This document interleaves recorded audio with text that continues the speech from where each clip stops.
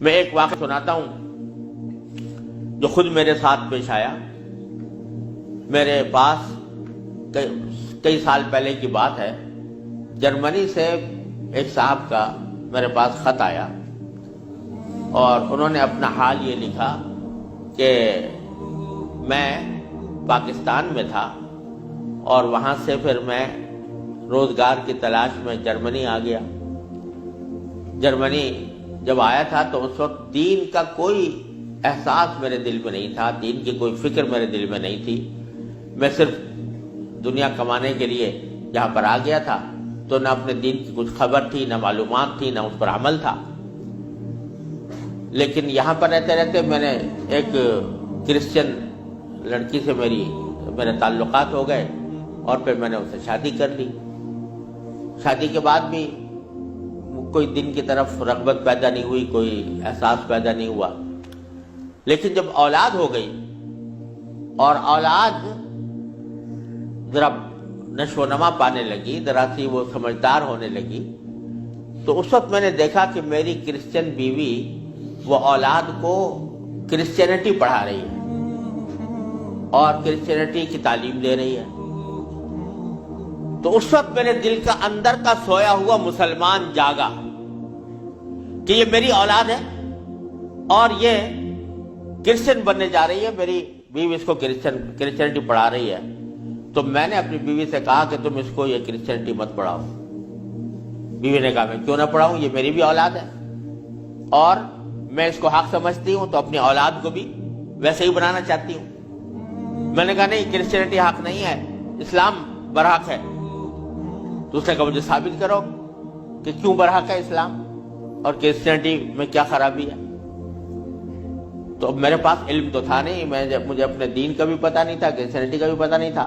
لہذا جب وہ بات کرتی تو میں اس کا جواب دینے کے لیے کی پوزیشن میں نہیں تھا، اس کے سوالات کا جواب نہیں دے سکتا تھا، اس کے اعتراضات کا جواب نہیں دے سکتا تھا. تو میں اس مشکل میں ہوں کہ میری اولاد وہ میری بیوی کی تعلیم و تربیت کے نتیجے میں کرسچن بننے جا رہی ہے اور میرے دل پر آرے چل رہے ہیں، میں کچھ کر نہیں سکتا. تو آپ مجھے کوئی طریقہ بتائیے. یہ خط میرے پاس آیا تو میں نے اللہ تبارک و تعالیٰ سے دعا کی کہ اللہ کوئی ایسی تدبیر دل میں ڈال دیجئے کہ جس سے اس بیچارے مسلمان کی مشکل حل ہو. تو میں نے اس کو لکھا کہ ایک تو میری کتاب ہے واٹ از کرسچینٹی کے نام سے، جس میں کرسچینٹی کے بارے میں تفصیل ہے.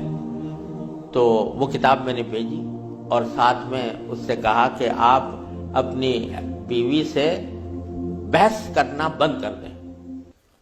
کیونکہ بحث کرنے سے کچھ فائدہ نہیں ہوگا.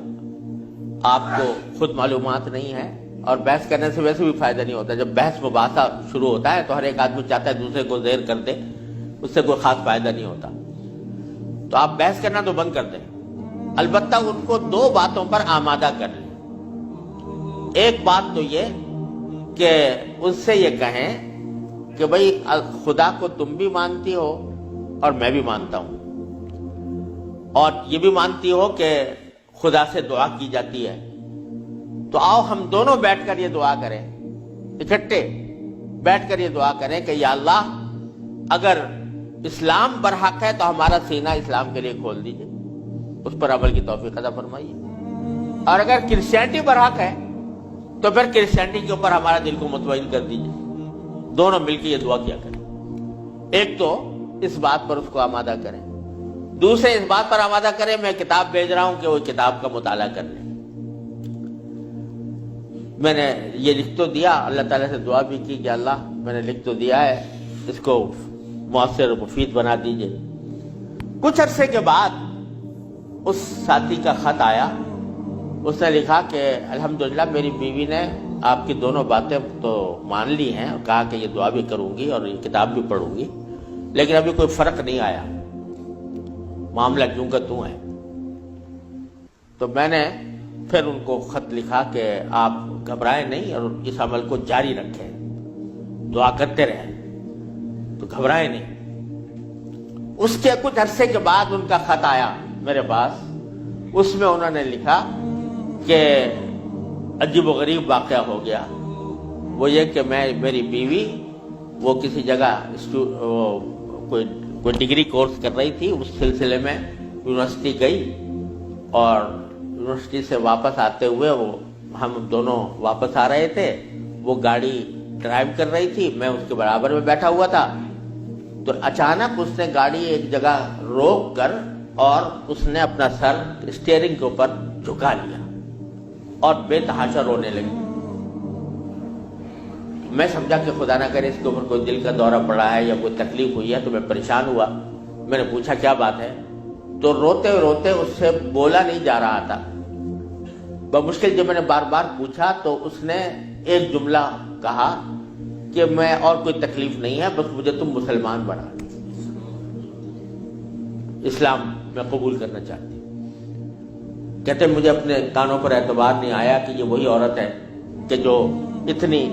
شدت کے ساتھ مجھ سے بحث کیا کرتی تھی، اور اب یہ کری کہ میں نے کیا کہا، تو بار بار میں نے اسے پوچھا تو اس نے کہا کہ نہیں، میں سچ کہہ رہی ہوں کہ مجھے مسلمان ہونا ہے، تو مجھے کہیں لے جا کر مجھے مسلمان بناؤ۔ میں پھر اس کو فوراً اسلامی سینٹر میں لے گیا، وہاں جا کے اس نے کلمہ شہادت پڑھا، مسلمان ہوئی،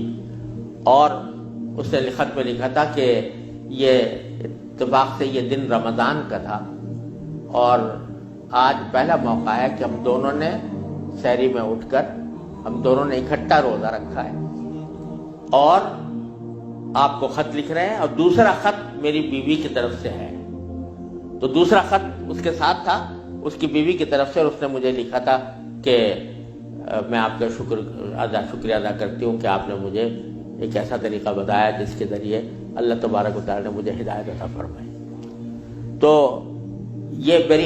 میرے خود اپنے ساتھ پیش آیا ہوا واقعہ ہے۔ اللہ تعالیٰ سے اگر ہدایت مانگی جاتی ہے وہ دعا رد نہیں ہوتی۔ یعنی بہت سی دعائیں جو ہم دنیا کے لیے مانگتے ہیں کہ یا اللہ ہمارا روزگار لگ جائے، ہماری دولت میں اضافہ ہو جائے،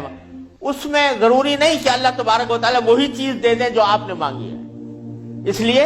کہ بعض اوقات اللہ تعالیٰ کے علم میں ہوتا ہے کہ یہ چیز اس کو دیں گے تو اس کے لیے نقصان دہ ہوگی، کوئی اور چیز دے دیتے ہیں، اس سے اچھی چیز دے دیتے ہیں۔ بعض مرتبہ آدمی مانگتا ہے کہ مجھے میری دولت میں اضافہ ہو جائے، لیکن اللہ تعالیٰ جانتے ہیں کہ اس کی دولت میں اضافہ ہوگا تو پتہ نہیں یہ کس وادی میں جا کے گرے گا، لہذا وہ نہیں دیتے اس کو، لیکن دعا کا ثواب اس کو دے دیتے ہیں۔ اسی طریقے سے بعض اوقات دنیا کے بارے میں اگر یہ ہو کہ بھئی اللہ میاں مجھے محسن فرض کرو کہ بیمار ہے تو شفا مل جائے، تو بیماری کے اندر بعض اوقات اللہ تعالیٰ جانتے ہیں کہ اس کا بیمار رہنا ہی اس کے حق میں زیادہ فائدہ مند ہے، تو وہ بعینی ہی وہ چیز نہیں دیتے، لیکن اس سے اچھی چیز عطا فرما دیتے ہیں۔ یہ اللہ تبارک و تعالیٰ کی سنت ہے دنیاوی چیزوں کے بارے میں۔ لیکن اگر کوئی ہدایت مانگے سچے دل سے، یا اللہ مجھے ہدایت دے دے، یا اللہ مجھے سیدھے راستے پر چلنے کی توفیق دے دے، یا اللہ میری اولاد کو سیدھے راستے پر چلنے کی توفیق دے دے، تو یہ دعا رد نہیں ہوتی، اور یہ دعا ضرور قبول ہوتی ہے بشرطے کہ مانگنے والا ہو، سچے دل سے مانگے، خشوع کے ساتھ مانگے، اللہ تعالیٰ سے مانگنے کے انداز میں مانگے، تو اللہ تبارک و تعالیٰ وہ دعا رد نہیں فرماتے۔ بلکہ میرے شیخ حضرت عارفی رحمۃ اللہ علیہ فرمایا کرتے تھے کہ اپنے اللہ میاں سے جب کوئی مانگو تو مچل کر مانگا کرو، یعنی اپنے اللہ میاں سے باتیں کیا کرو، کہہ دیا کرو یا اللہ یا تو مجھے ہدایت دے دیجئے ورنہ آخرت میں مجھ سے مواخذہ نہ فرمائیے گا، یا تو مجھے ہدایت دے دیجئے، گناہوں سے بچا لیجئے، اپنی نافرمانیوں سے بچا لیجئے، یا پھر آخرت میں میری گرفت نہ فرمائیے گا۔ تو بندہ جب اس طرح مانگتا ہے تو اللہ تبارک و تعالیٰ ضرور عطا فرماتا ہے، ہدایت ملتی ہے، اور ساتھ ساتھ یہ کہ وہاں پر آپ کے لیے ایک عذر ہو جاتا ہے کہ یا اللہ میں نے تو آپ سے مانگا تھا اور کہا تھا کہ مجھے ہدایت دے دیجئے، میرے گناہ چھڑوا دیجئے مثلا۔ تو آدمی اپنی سی کوشش کرے اور باقی کام کے لیے دعا کرے، صرف دعا بھی کافی نہیں ہوتی، اپنی سی کوشش بھی ضروری ہے۔ جیسے میں نے وہ یہ مثال دی تھی تو میں نے ساتھ میں اس کو کتاب بھی دی تھی، ایسا نہیں کہ صرف دعا ہی پر اکتفا کرے، بلکہ تھوڑا سا طلب اس کے اندر پیدا ہو، کہ طلب بھی ہو، طلب ہو اور اس طلب کے لیے کوئی عملی اقدام اپنا سا کرے، اس کے بعد اللہ تعالیٰ سے مانگے تو اللہ تعالیٰ رد نہیں فرماتے۔ حضرت مولانا رومی رحمۃ اللہ علیہ فرماتے ہیں، مثنوی والے مولانا رومی فرماتے ہیں کہ دیکھو حضرت یوسف علیہ السلام کا واقعہ دیکھو کہ ان کو جب زلیخا نے ورغلایا، گناہ کے اوپر آمادہ کرنے کی کوشش کی، تو قرآن کریم میں ہے کہ اس سے پہلے اس نے سارے دروازوں پر تالے ڈال دیے تھے، غلقت الابواب، سارے دروازوں پر تالے ڈال دیے تھے، اور پھر حضرت یوسف علیہ السلام کو بہکایا، ورغلایا۔ تو حضرت یوسف علیہ السلام آنکھوں سے دیکھ رہے تھے کہ سامنے دروازوں پر تالے پڑے ہوئے ہیں، نکلنے کا راستہ نہیں ہے، لیکن انہوں نے یہ سوچا کہ میرے بس میں اتنا ہے کہ دروازے تک چلا جاؤں، بھاگ گئے۔ تو بھاگ گئے، دروازے تک پہنچ گئے، اور وہاں جا کے مانگا اللہ تعالیٰ سے کہ یا اللہ یہاں تک پہنچنا تو میرا کام تھا، آگے دروازے سے باہر نکالنا اور اس گناہ سے مجھے بچانا آپ کا کام ہے۔ تو نتیجہ یہ ہوا کہ دروازے کے تالے ٹوٹ گئے اور داخل۔ تو مولانا رومی فرماتے ہیں کہ گرچہ رکھنا نیست عالم را پدید، خیرہ یوسف وار می باید دوید، اگرچہ تمہیں اس دنیا کے اندر تمہیں کوئی راستہ نظر نہیں آ رہا، گناہوں سے بچنے کا، اللہ تبارک و تعالیٰ کی نافرمانی سے بچنے کا ماحول ایسا ہے، اس سے نکلنے کا راستہ نظر نہیں آیا، لیکن خیرہ یوسف وار می باید دوید، جس طرح یوسف علیہ السلام دروازے اپنے حد تک جتنا کر سکتے تھے اس کے لیے دروازے تک دوڑ گئے، اس طرح تم بھی دوڑ جاؤ اور پھر اللہ تبارک و تعالیٰ سے مانگو تو اللہ تبارک و تعالیٰ انشاءاللہ رد نہیں فرمائیں گے۔ اس لیے میں عرض کرتا ہوں کہ اپنے معمولات میں، روزمرہ کے معمولات میں یہ بات شامل کریں کہ رات کو سونے سے پہلے اللہ تبارک و تعالیٰ کی بارگاہ میں اپنی بھی اور اپنی اولاد کی بھی، اپنے گھر والوں کی بھی ہدایت کی دعا فرمائیں۔ اللہ یا اللہ اپنے رحمت سے ہم چاہتے ہیں کہ ایسا کریں، اپنی طرف سے کوشش بھی کر رہے ہیں، یا اللہ اپنے فضل و کرم سے اپنے رحمت سے اس کوشش کو کامیاب بنا دیجئے اور ہمارے دلوں کو پھیر دیجئے۔ قرآن کریم حضور اقدس صلی اللہ علیہ وسلم دعا تلقین فرمائی، یا مصرف القلوب صرف قلوبنا علی طاعتک، اے وہ ذات جو دلوں کو پھیرنے والی ہے، اے اللہ ہمارے دلوں کو اپنی طاعت کی طرف پھیر دیجئے، اپنی اطاعت کی طرف پھیر دیجئے۔ یہ دعا سرکار دو عالم صلی اللہ علیہ وسلم تلقین فرمائی۔ تو یہ دعا ہر روز بندہ مانگے اللہ تبارک و تعالیٰ سے، انشاءاللہ رد نہیں ہوگی، انشاءاللہ ضرور کامیابی ہوگی۔ اپنی طرف سے کوشش جاری رہے اور ساتھ ساتھ اللہ تعالیٰ سے مانگتے رہیں، انشاءاللہ یہ کوشش کبھی رائے گاہ نہیں جائے گی، اللہ تبارک و تعالیٰ اس کو ضرور قبول فرمائیں گے۔